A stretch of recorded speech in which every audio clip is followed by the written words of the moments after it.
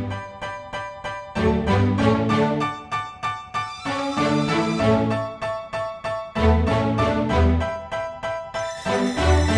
know I've been around and doing it, but now it's my time to shine and start proving it. I'm losing it, I'm moving it. The city is where I'm made, Bostonian flow, I kick it a back day. Yeah, I got game, got in a fan way. We the city of the champs, every sport we play. Spit wetter than the harbor, yeah, I'm flowing like the Charles. I be speeding on this beat, call it Turnpike Miles. Yeah, it's Google signing on, John to the Hancock, and I'm always key, I'm ready to unlock. I be doing big things. Welcome back, everyone, to the newest edition of Once a Week. I'm Billy Jan Ludis, and as you can see, we are here with another incredible special guest, someone who has transformed personal challenges of abuse, of trauma, and financial insecurity into the life of his dreams, and I truly mean that. I've seen it firsthand, guys. He is a father of two beautiful, incredible young boys. He served 8 years in the Marines, and I'm telling you, his discipline is on point with that. He's founded and grew a profitable financial advising firm with zero previous experience. He jumped into the field of that process, and I'm telling you guys, he's found so much success in that, and he brings that success to so many people and his clients. He's a sought-after speaker on the topics of courage and resilience and driving momentum through the power of intention. And I'm telling you, we're going to dive into that here and now today, but he's raw, he's unfiltered, he brings his true personal self to the stage, to his clients, to the screen, and to this interview here and now. Guys, I give you Marlon Wesh. He's a great friend of mine, and together we've been able to build something incredible, but we're going to build this entire interview for you here and now, and so you get to see who he is, and you can reach out to him with your questions, or if you want to book him on the stage. Marlon, thanks for being here, brother. Thanks for having me, Billy. Of course. Yeah, no, and going over all that entire introduction, you have been all over the map in your entire life, but in that, it's been an incredible journey. And in that journey, there's been incredible ups with all the feats I just explained. There's been a lot of moments that have changed you as a person. And I think that's what you've been going through for so long. I think that's what people are going through right now. Because your success came out of the pandemic. You started your financial advisory in the pandemic, and you found your success out of it. And yes, going to the Marines, 8 years in there, find the discipline, you can see the strengths of that. But in everything I just mentioned for your introduction, there's a lot of other pieces that built you into the man you are, but there's a lot of other pieces that you had to let go. So let's step into your process. What made you want to become the speaker you are, become the advisor you are? How did the entire process start for you? Well, to tell you the truth, I knew I wanted to go into speaking since I was young. When I was, I want to say 14 years old, Yep. I actually created like a seminar. Like I never put it on, but I had written out this whole seminar, which I called the ABCs of Success. Okay. And I had like 3 different modules. It was like self-awareness, self-acceptance, and then what was the last one? I forgot what the last one is, but I made workbooks and everything like that. And my goal had always been to be a motivational speaker of some sort. I think at that age, I obviously didn't have enough life experience to be worth listening to. Yeah. But it's something that I can't even say it's been in the back of my mind. It's been forefront of my mind, although life kind of forced me to navigate, its challenges in different ways. For so long, I was in survival mode in the different chapters of my life. But this dream, this passion to teach, inspire, motivate is since I was a kid, and it never went away. Yeah, I get that. And I love that because from such a young age, you set the intention for your life to be a speaker. And yes, at the time of being a kid, heck, I went through that same process of wanting to help people be a speaker. And that intention is set in such a deep way that we've talked here on Once a Week before, but that's such a spiritual concept, to set your intention. And a lot of us don't recognize that. When all of our thoughts confide into one area where this is what I want to do in my life, I don't know how I'm going to get there. But God, the universe, picks that up, and your life starts to move in certain directions, and you don't even realize you're gaining the strength you need, and you're going through the experiences and challenges you need to shape you into who you said you wanted to become, right? And what you've gone through in your life has definitely shaped you. As of late, a lot has shaped you just as much, but in pursuing this speaker at such a young age, now that you have truly stepped onto the stages, you've experienced it, you've spoken at different schools, you've spoken on different interviews and podcasts where people are really receiving your message, What is it about your message that people really absorb? Because you help people live the life they want to live, and you help people live life on their own terms. But how? How do you bring that message to people? I think people are exhausted with hearing what they should do from people who haven't experienced what they've experienced. Right. And I think there are a lot of people out there that have similar experiences, but society, or the way we perceive society to function, our judgments on others, our judgments on ourselves, keeps a lot of people silent about what they're going through. Because we all have a self that we're trying to protect, whether it's an authentic self, false self, or what have you. We're all trying to protect whatever image that we want people to view us as. And I think, especially in Western society, mental health, the struggles and things like that is viewed as a weakness, especially as a man, right? To have any type of conversation around that kind of, and I fell prey to this kind of thinking, or the feeling that, like, I'm damaged goods, I'm not, I'm less valuable because of the experiences that I've gone through. And experiences I'm talking about are experiences that kind of strip me of my personal power. So I felt that I was being perceived as weak. And I think that's a common feeling for a lot of men, in specifically. You know, put on top of that, I was a Marine, right? I don't think you can get more alpha, macho man type of career than that. And so it definitely didn't match up with that image of what a Marine looks like. So I think me being authentic, saying the thing out loud, saying the thing that everybody, not everybody, but that a lot of people resonate with and feel, and saying, like, this was my experience, instead of saying, like, hey, this is what you should do. I think people see that if Marlon went through all of these experiences and now has this perspective, maybe there's a chance, maybe there's hope. And I feel that hope is the most important emotion that you can have, because it means, regardless of whether you have the answer or not to the solution, that it exists. And if you hang on just a little bit longer, maybe you'll find it. So I think that really resonates with people. They want somebody that's authentic. They want somebody that tells the truth, that doesn't sugarcoat how things are hard, but also is able to be a catalyst to helping them, you know, make the changes in their lives that they want to. For sure. And it's so empowering. And in people trying to step into who they are meant to be, who they want to be, their true self, as you describe it, a lot of us, as you said, we kind of shell away. Because we try and put a mask on, we try and put an image on for the world to try and be this person that the world thinks we need to be.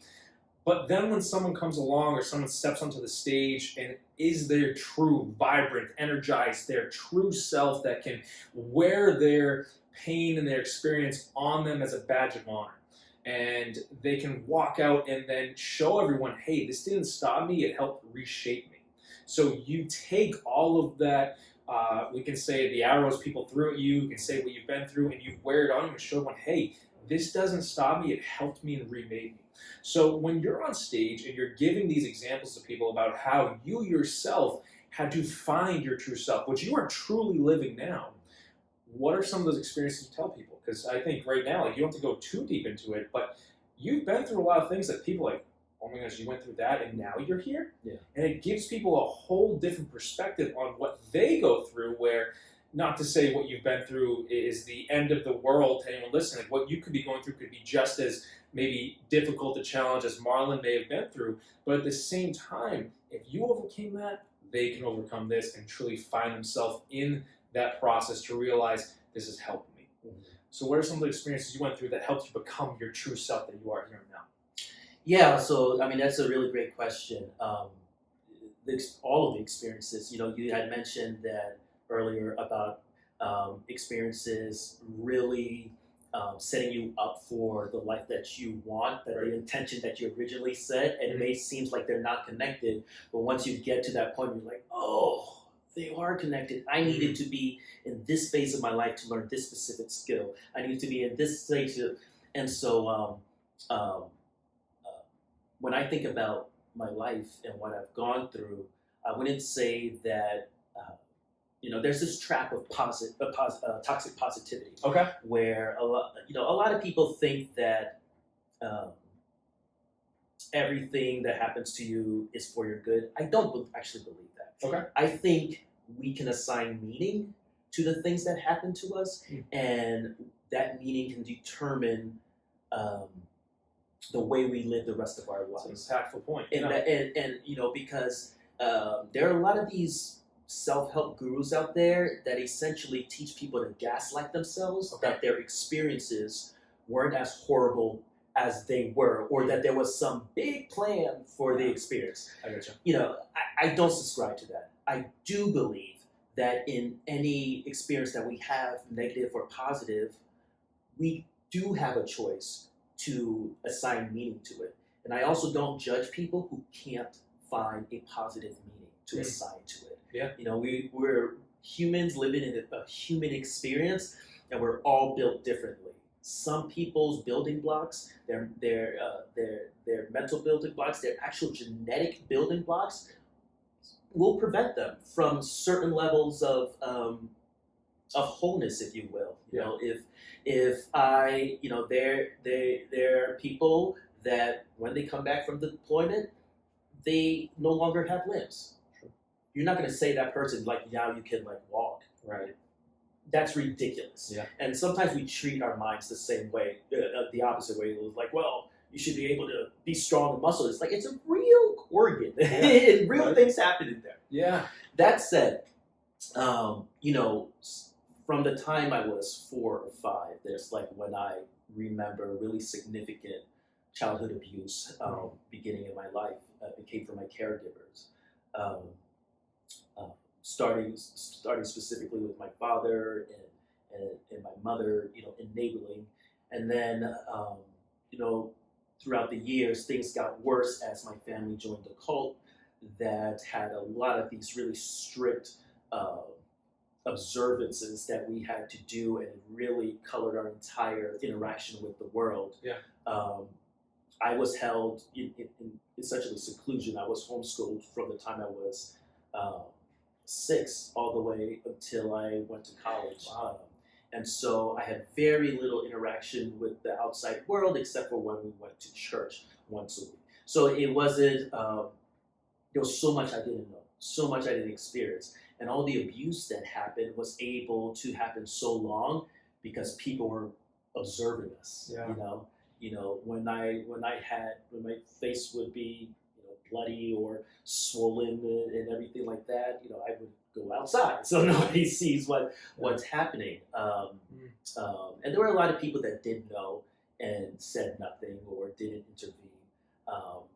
So that really kind of created the first narrative in my head that I wasn't worth saving. Gotcha. That somehow my experience was normal and that's just the way it is.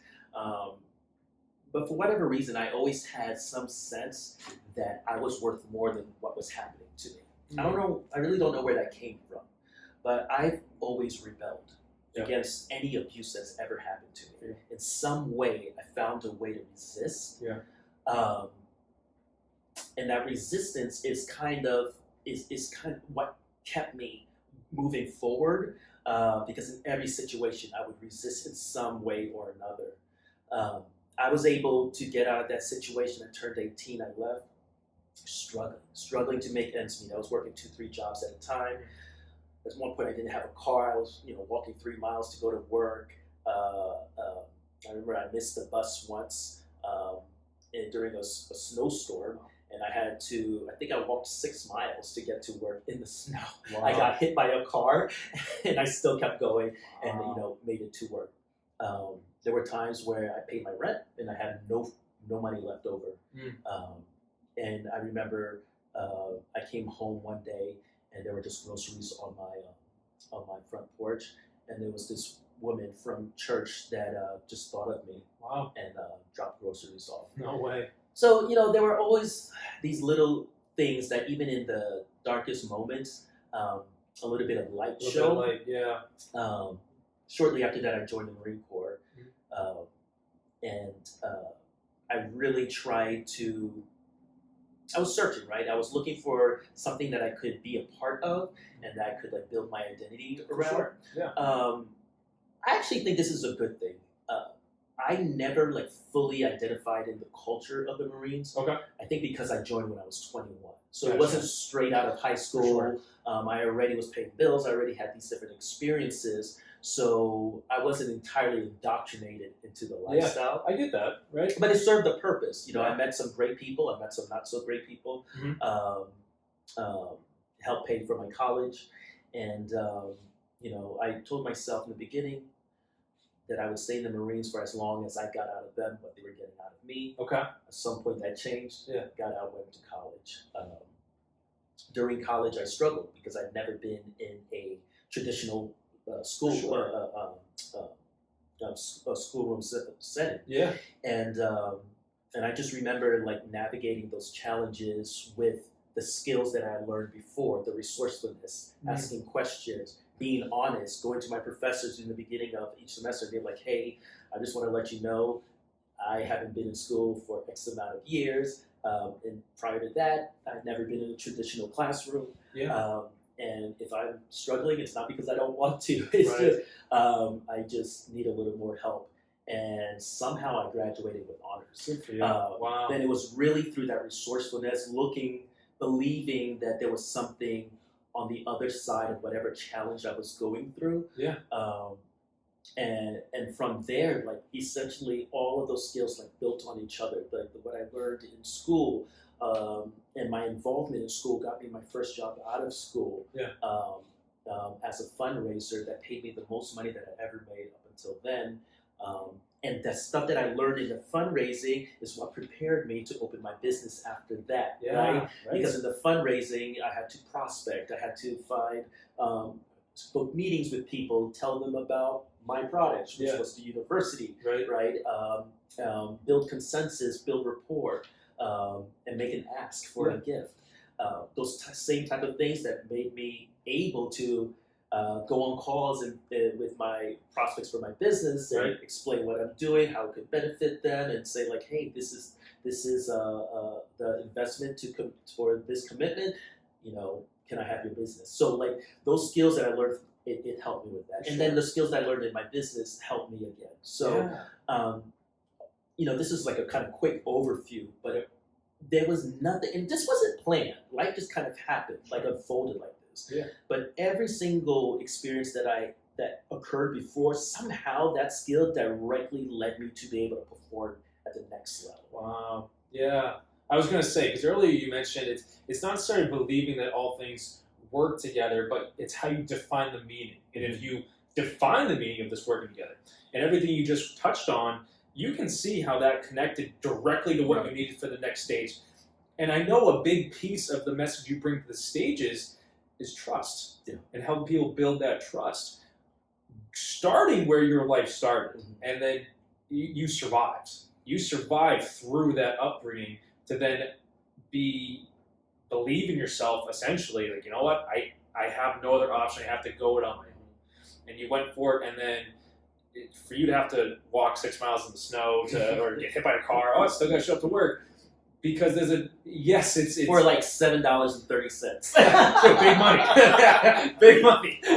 But in that regard, it's believing in yourself that there's more to this life.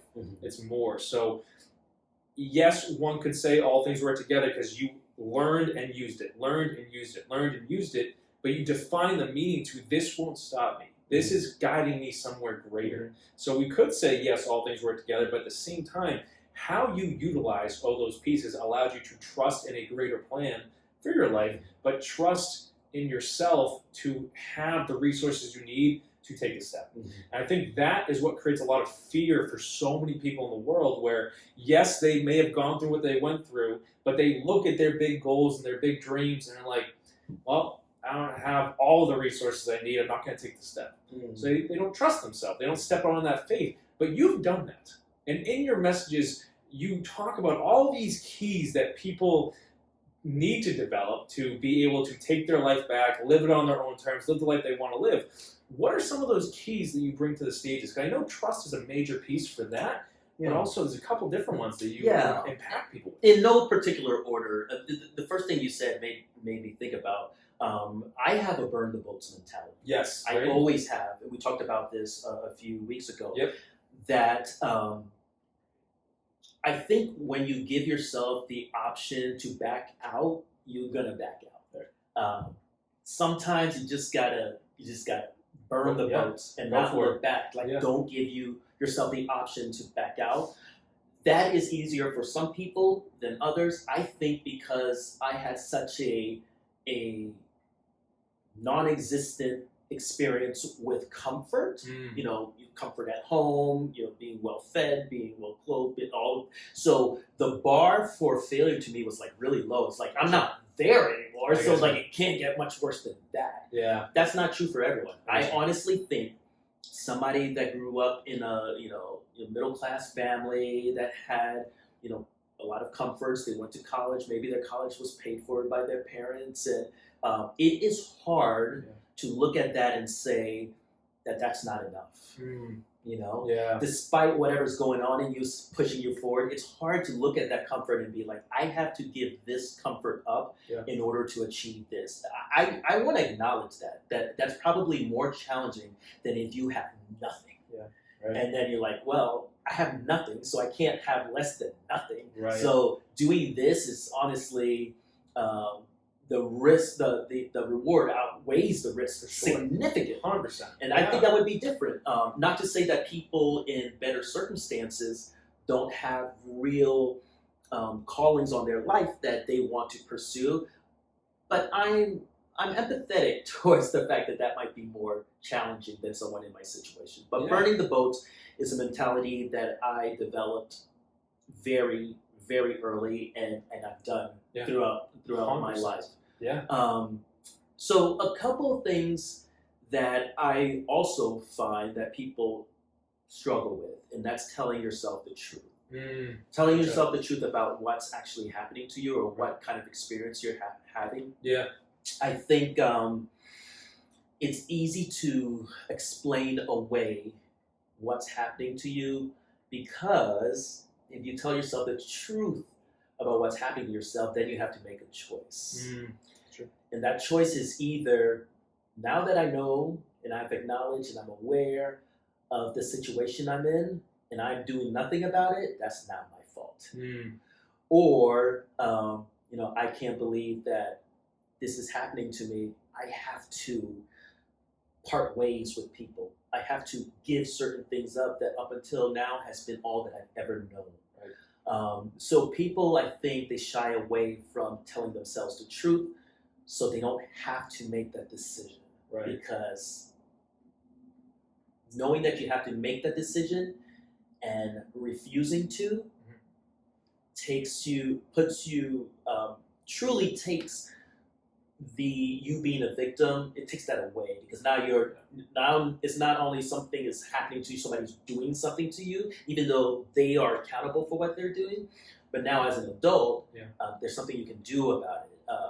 I was talking with my therapist the other day, and she was saying how you cannot abandon an adult. Only children can be abandoned, because children cannot fend for themselves. They need the support from their caregivers to thrive. As an adult, you have responsibility towards yourself. That's not to say you don't feel heartbreak, that you don't feel all these negative emotions by relationships being split or what have you. But you cannot be abandoned. You can abandon yourself. And that is certainly something that I've done throughout my life until I started telling myself the truth about what was happening to me, and then I had that choice. Exactly. Go a little bit deeper in that, where you, in a sense, in the past, had abandoned yourself. Was it to appease others? Was it to you didn't believe in yourself? So I feel that's something that a lot of people listening or viewing right now have faced and might not even realize they're facing it, where they put themselves on the back burner to appease others, where they put the mask on that we touched on earlier to live a life that you've been told to live rather than a life that you want to live.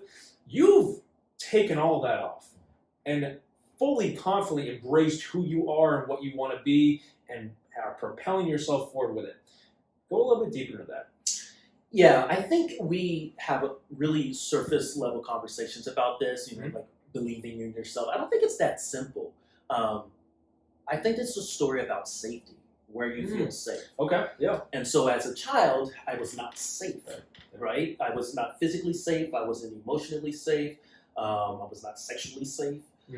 And so the ways that I survived my childhood was by being as perfect as I could be to avoid abuse, right?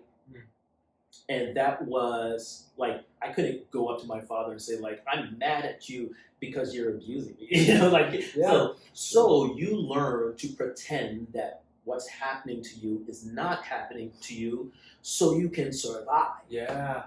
So I don't like to pathologize like people pleasing and being codependent because it's a survival mechanism. Yeah, for sure. And it played a part in literally keeping you alive. But that's as a child. So then as you grow up, most of us, and me included, don't shed that protective mechanisms to take on more healthy ones. And it's because we've never practiced. How can you practice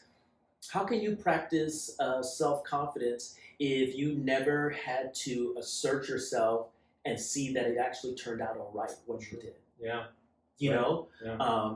So self-confidence is not something that you can positive affirmation yourself into. Sure. Self-confidence comes from doing hard things and realize, oh, right, I did that. Yeah. I think I can do something a little bit harder. Exactly. That's literally what it is. Yeah. It's by testing yourself and you proving to yourself that you have what it takes to meet that challenge. Yeah. And once you have that, you know, I took in my keynote, I talk about making deposits into your life. When I started my business and I was cold calling, I put a shot glass on my desk and got out like 10 pennies, and I was like, no matter what, I'm going to do at least 10 cold calls a day. And every time I did a call, I put a penny into the shot glass, Yeah. And I talk about how I made deposits into my life with the pennies in these different circumstances, and it's always been by doing hard things. Now, I didn't start with doing like big hard things. It was like little hard things that incrementally, like, it helped me to gain confidence in the next thing, and the next thing, and the next thing.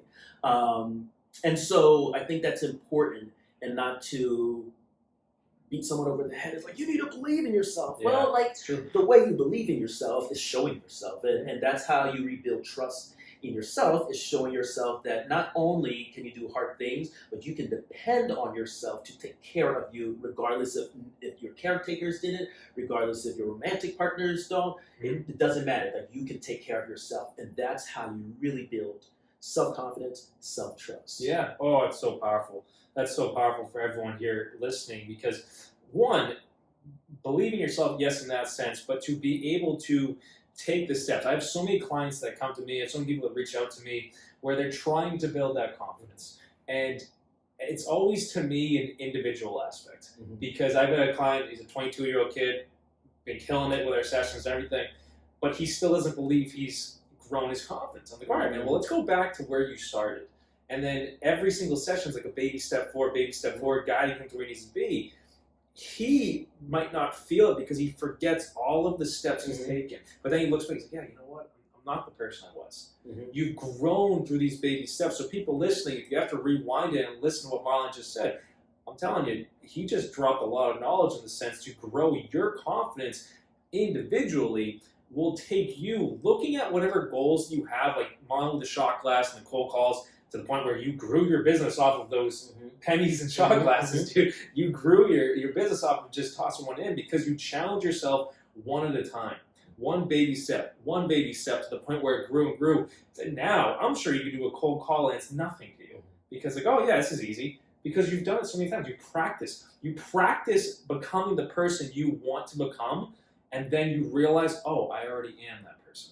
You always have been, but it's coming to the mindset and realization, You are becoming that, and you always are that. Mhm. But in everything you touched on, Marlon, connecting back to the kind of the deeper messages you said, in your keynote, you go over so many key pieces, whether it's the shot class, which I'm telling you guys, if you're looking to book a speaker, this is such an image. It's an image to be able to witness Marlon go through this process because it's so impactful for the audience members. You going through that is so impactful for people, but people realizing, I know you kind of ask certain deep questions throughout your keynote, and it's not to say you kind of allow people to kind of process themselves, but has anyone reached out to you in the sense where they are struggling in areas you've struggled in? Because I know you add coaching. A little bit of coaching is building just as much. Where with the key aspects you bring in your messages, it can help so many people, whether it's groups or whatever it might be. What do people ask you now? Because now that you're living this new life, you've essentially stepped in and are confidently moving forward into what life you want to live, just like you tell people. What questions come your way? Well, people always want to know what they should do. Yeah. There are two things that I believe absolutely. When you're ready to make a change, that's when you change. Period. There's nothing that anyone can say to you that can be profound enough for you to make a change in your life if you're not ready. Yeah. So that's completely out of my hands. The other thing that I believe absolutely is I think everyone knows what they should do. I think so many of us are looking for permission to do what they know what they should do. Right. And I get that. Because I spent the majority of my life looking outside of me for permission or not so much permission, because I'm rebellious. I've always been a rebellious type of person, but after I do the thing, like validation that I made the right choice. Yeah. Right? And there are a lot of people that feel the same way, and they don't want to make any moves until it's validated, like this is the right thing for them to do. And so I believe that people don't change until they're ready to, and everyone if not at a surface level, deep down inside know what they must do, and are just avoidant of the pain that comes with whatever challenge that they're now having to face. Right. So those are the questions that essentially people ask, right? What should I do? This is my situation. What should I do? Right.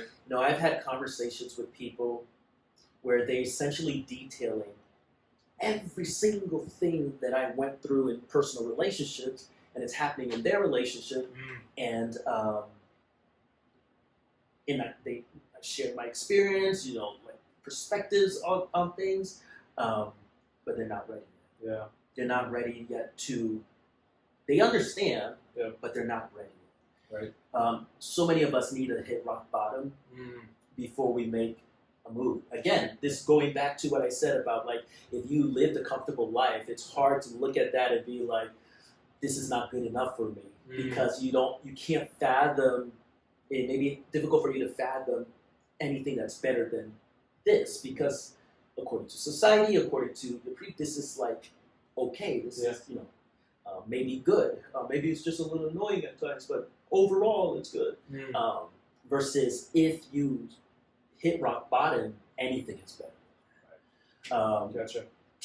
So those are really the questions about, like, how to essentially get out of bad relationships, how to gain momentum in their lives.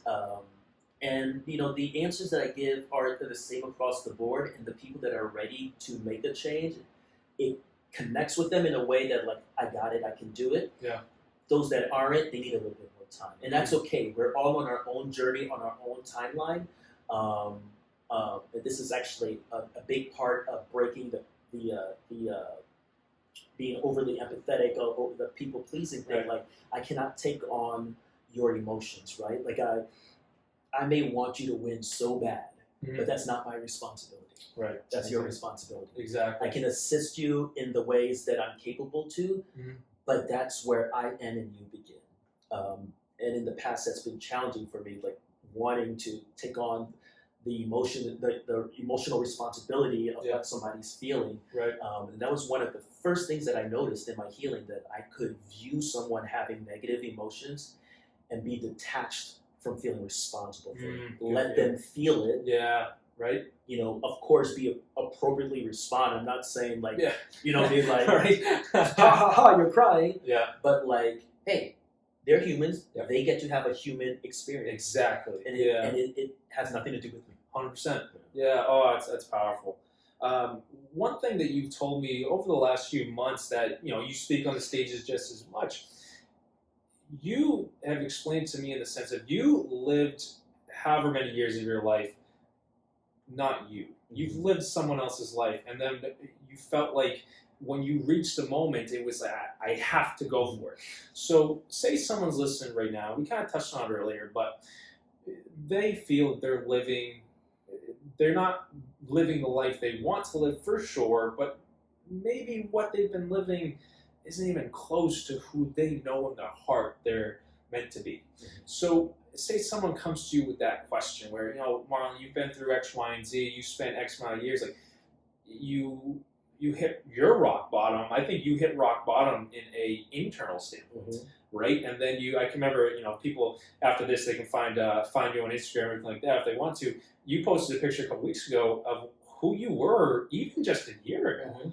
And it was just a different version of Marlon. But from there, oh my goodness, you got your health together, you got yourself together, you got your business together, you got your mind together, your spirit together, and then became everything that you've dreamed about. And it's walking it forward from that point. So if someone's listening right now and you feel that you aren't living the life that you were meant to live, Marlon, what allowed you to really step into the process? Because I think, much like you said, like, you can't do it for people, and people bring you these questions, what should I do? But I think people will look at you right now and like, okay, that's someone that has achieved a lot of the results that I'm looking for whoever it is. If they adapt themselves to your process, what is the first thing you did where it's like, I can't take this anymore, and you had to take a step, a baby step that you can give them right now, just like you did throughout your entire life to achieve the level you're at? If not this, then something better. Powerful. If not this, then something better. Yeah. I think what keeps a lot of people stuck is a scarcity mindset. Usually when people talk about scarcity mindset, they're talking about money, right? Like, but we hang on to people because we don't think there are better people. Gotcha. Yeah. We hang on to relationships because we don't think there's a better partner. Yeah. We hang on to a job because we don't think there's a better job. Yeah. We hang on to beliefs because we don't think there's another way to believe. Yeah. It's scarcity. It's believing what you have is all that exists and all that you deserve and all that you'll ever have. Yeah. When you adopt that mantra, when I tell you, it just released me from resentment, because no longer were people in the world taking things that I needed from me, right? Yeah. Did people take? Yes. For sure. But okay, if not that, something better. Yeah. And life has taught me that there was always something phenomenal. Yeah. Always something better. There was something about the spirit of desperation that doesn't bring in better. You have to like open your hands and let it go. Yeah. You know, let go your the iron grist on the outcome of what's happening. You can have intention of what you want, but be open to the possibility the way you achieve that looks different than what you've envisioned. Yeah. And when you let go of having the outcome exactly how you envisioned it, you allow so much magic in your life. Yeah. Things to unfold in a way that's so miraculous, and it's like, wow, this is even better than I imagined. Yeah. And that's been my experience. So I would say that mindset just like clicked, and I don't know what did it. Yep. Maybe it was one time that I was like, all right, if it's not this, something better is out there for me. But that was pivotal. Yeah. in my transformation. So you think the mindset shift was the initial baby step that, like, the domino effect began after that? Yeah. Yeah. So I want people to take that, and I think everything you just said is so powerful. If not this, then something better. The scarcity mindset leading towards that concept. But if it starts in the mind, everything we do here on Once a Week is helping you understand how your mind works and developing a greater mindset for you to build on for whatever that means for you. But just like Marlon's story teaches us, if he was living a life that he knew wasn't his, and then he reached a moment where I can't really do it anymore because something greater was calling you. Something greater was calling him to step into the intention that he set when you were, what, 4 years old, you said? When you were a little kid creating the first message? Sweet, yeah. 14. Right? So the intention is like, all right, now it's time. And, I am someone that looks through the lens of this does work together. I think that's the meaning I put onto things. But at the same time, seeing where your life went all over the map, but that is what has created such an empowering speaker. It's created such an empowering message that you bring to audiences. So I give you so much credit for that. I want to ask one more question about the message you bring to audiences, because I love this and I know it means so much to you, and I want people to grasp it just as much. And then we'll kind of close this whole thing out. The formula that you bring to audiences, if I can get X without doing Y, can you explain a little bit about that before I give it all?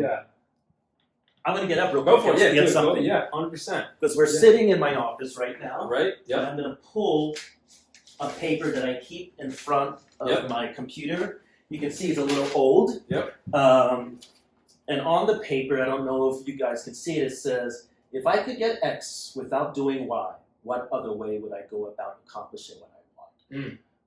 And then under it, I've written, what would I do if I wasn't afraid? So that's simple. It's like, for me, thinking in possibilities is so key. Yeah. And again, it goes to that scarcity mindset. Like, you have to believe that other options exist. You can accept that you don't know what those options are. Yeah. But you have to believe that some other options exist, and you discover them if you think about what you would do if a negative thing wouldn't happen. So if you think about it like, okay, if this negative thing wouldn't happen, how would I go about? That typically is the way you need to go about it. And then you have to be able to accept negative consequences. This is the superpower that I wish everyone could develop. Yeah. When you're able to look at whatever negative consequence exists for the choice you have to make, but on the other side of that choice lives the life that you want. Yeah. When you welcome those consequences as a friend, as honestly a gatekeeper ushering you in, not keeping you out, ushering you in, then no one can keep you stuck. Right. Nothing can keep you stuck, because you just know that is the entrance cost to get the life that you want to live. Right. And it's very important. It's very important, back to self-confidence, that we know that we deserve things. And often, there are certain things that we just need to know we deserve. We need to know that we have inherent value, right? But the struggle is important in accomplishment. I talk about my time in the Marines. The last event in the Marines is the Crucible. It's a 54-hour event. You hump over 48 miles. You have over 40 pounds of gear. There's like 8 different events during the day and at night that you and your fellow recruits go through, and it's exhausting. I talk about how when we left the squad base to the staging area for the Crucible, it was a night march. I don't remember getting to the staging area. I literally just walked behind the recruit in front of me until we got there. Gotcha. You're just exhausted. Yeah. Over those days, only thing you have is approximately 3,000 calories of food. Wow. And you don't get a food break. You just have to eat when you can as you go. It's a challenge continuous. Wow. I remember at the end of the night exercise, we're marching back to the main gate in Paris Island. And if any of you are Marines, or you have family Marines and you went to see a graduation, or you've been on Paris Island, there's a big sign over the gate that says, "We make Marines."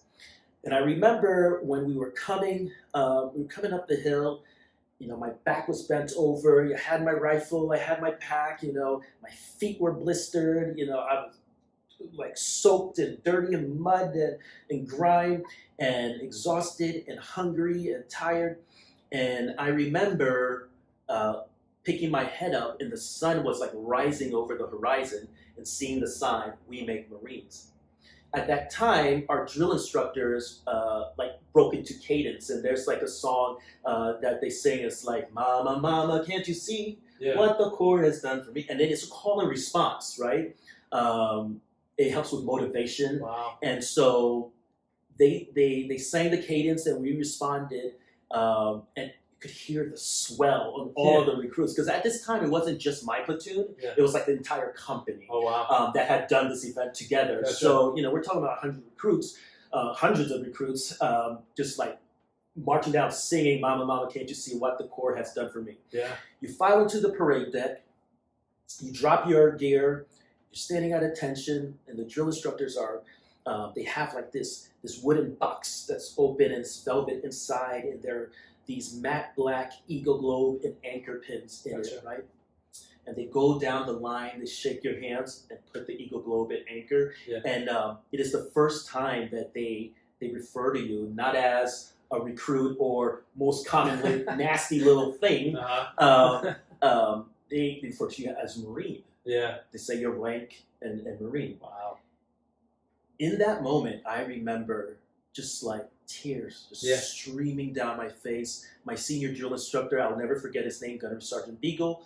He said to me, like, "Wesh, there's something special about you. Wow. You're gonna go far. I don't know what it is, but there's something special about you." I remember like tears just going down my face and realizing that this Eagle Globe and anchor was not given to me. I earned that shit. Right? I earned that shit. And people know that Marines are cocky. This is where the cockiness comes from. Yeah. Because it's not something that's given you. It's not easy. Yeah. It's difficult. And that's just boot camp. Because after boot camp, you have to do combat training, and then you have to go to your MOS school and all that stuff. Like, you earn your place in the United States Marine Corps.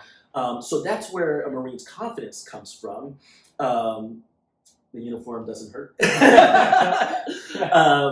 But that's where it comes from. So back to the gatekeepers. Yeah. When you're fighting for the life that you want, you have to know that something is fighting against you to keep you in your place. That is where your confidence lies. True. Yeah. That is where your confidence lies. Right. And what I want are my viewers, my audience, the clients that I coach, I want them to know that they deserve the life that they created. One, because they have inherent worth, but because also they earn that shit. And awesome. And that's something that can't be shaken, because that's not just an idea you have. There's tangible proof. Yeah. Like, I did this and this happened. Yeah. So you can come at me and say, like, you're this and that. I'm like, okay, but I did this and this happened. Like, you can't shake facts. Yeah. You can shake ideas, For sure. and say, that's why I don't have anything against affirmations, but affirmations without experience to me is weak. Okay. I gotcha. So the experience is what makes you unshakable. I had experience in the Marines, and that's what gave me courage to leave all the stability of that, to go to college without an income and know that I'm going to figure it out on the courage I got from going to college at that time and creating a life outside of the Marines. It gave me confidence in me, like, yeah, I could do this. I don't know anything about corporate America, but I can enter this. Yeah. And then what I learned in that first job also gave me confidence. It's like, I did that. I can do this. Right. It was incremental. And that's why I say about myself that I'm delusionally optimistic. Okay. But it's really not delusional, because I've actually done hard stuff. Yeah. So I know I can do harder things. And that's what I want people to be able to get from this. Like, I'm glowing right now just thinking about it, because like I said, ideas, you can shake ideas, you can mold them, but when you've actually experienced the results, people cease to have power over you. True. Situations cease to have power. Yeah, you find your personal power again Yes. in your victory. Yes. So doing those hard things, even if it's a baby step like we touched on earlier, and that's a hard thing, step through it, as Marlon just touched on. Whether it's the Marines or whether it's designing the life he's now living, it's stepping through the consequences, the conflicts to find your victory, then realizing the prize of your victory is your confidence, is your personal power. Your passion is energizing. I can feel it right now, so I love that. I want to. That's such a great period to kind of close out. I got a few last little questions for you as we start to close something out. I love all of that. Tell people right now, with all that energy and passion, where can they find you? Because I know you got social media, I know you got LinkedIn, I know that you have this new speaker page. Where can they find more on you can find more on me at my website, marlonwesh.com. There's the podcast that I record on there, and it's called Rising from the Shadows. On the website, there's also my bio, professional images and things like that. If you're looking to book a speaker that's able to bring some transformation to your audience, on Instagram you can find us at Rise with Marlon, and you can always just email me at marlon@marlonwesh.com. Those are the primary places you can find me. I love it. Guys, I'm telling you, go check them out. One final question, Marlon. I know you went over so many different keys that you bring to your audiences that people can take baby steps for themselves now to develop that confidence. What's a lasting message you want to leave people before we close this whole thing out? Lasting period on this entire interview. Look, I believe that there are so many of us are called to break generational cycles. And I think for those of us there comes a time where that call to live life as you were meant to live, it's louder and louder than all the exterior noise that's trying to keep you in your place. And it's an unmistakable call, and it's your call because somehow in you there's like a courage that's stirred up and you may have never felt before, or perhaps you've ignored for a lifetime, but it pushes you out of your comfort zone. And what I want you to do is follow that courage. Point your feet towards that courage and follow it. You're going to be okay because you have what it takes. Perfect period to put on the end of all this. Guys, everything we touched on in this interview, whether it's Marlon going over his story, I want you to look at all of those key points. If you have to rewind it, go for it. All the keys that he brings to the table. I want you to rewind it if you need to, but look at every single one through the lens of you. Because if you take the key points, if you're someone that was much like Marlon was years ago, to the point now where he's living the life he's choosing to live, he's developing, he's creating it, he's moving forward towards his victories in all these different areas, and we're seeing it come together before our very eyes, that same result can be there for you in whatever your goal, dream, victory is for yourself. But you got to take the baby steps to get there. You got to be able to develop your personal power, which is in fact the belief you have in yourself, which is self-confidence. And then to realize you can take the steps without the fear, as Marlon just touched on, and develop the passion that Marlon just showed us right away. You can develop all those keys for yourself and truly step through the door that you want, the goal, the dream, and it's yours. To do the hard thing, as Marlon touched on, to step through the consequences and realize that they are actually, as he quoted, the gatekeeper, holding you right there. Can you step through it? And then if you go take this baby step, the door opens. If you are someone that has been living a life that it could be partially you, but it's not you fully, look at yourself. Take a step back, as Marlon had to do, and really realize, okay, what do I want? Is this it? What am I called to? What's the intention I have for my life? Is it moving forward in that direction? Or do changes need to happen?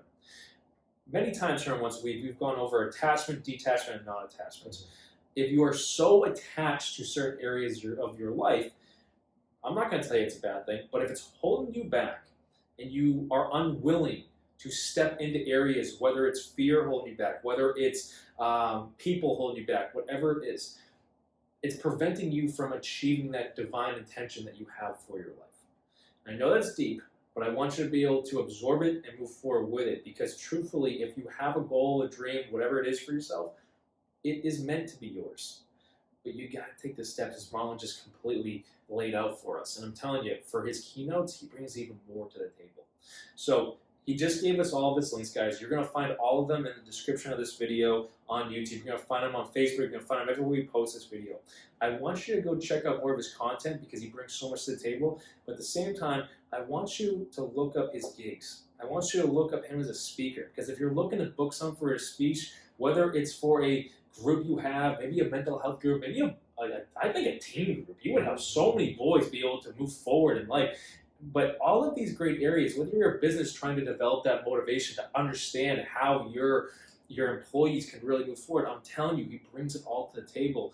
Go check him out and bring him to a gig if you're looking for someone. I'm telling you, it's right there. Take it from a fellow speaker, you know? I'm telling you, he brings a broad passion. But Marlon, I thank you for being here. Thanks for having me. It's been a blast. I can't wait for the next one. conversation. I can't wait for the next one. We can really develop even more topics. But guys, I thank you for being here. Like this message on YouTube and hit that thumbs up button below.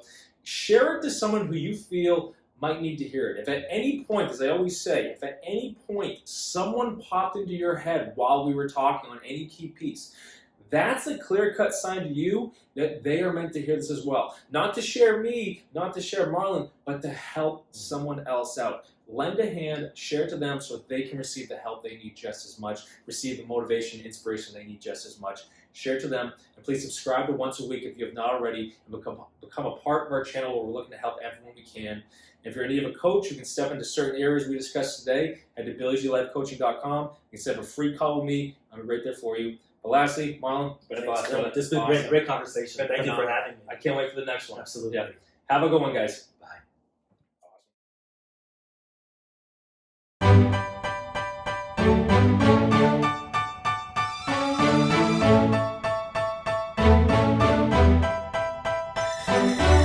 You know I've been around and doing it, but now it's my time to shine and start proving it. I'm losing it, I'm moving it. The city is where I'm made, Bostonian flow, I kick it a back day. Yeah, I got game, God in a fan way. We the city of the champs, every sport we play. Spit wetter than the harbor, yeah, I'm flowing like the Charles. I be speeding on this beat, call it Turnpike Miles. Yeah, it's Boo signing on, John to the Hancock, and I'm always key, I'm ready to unlock.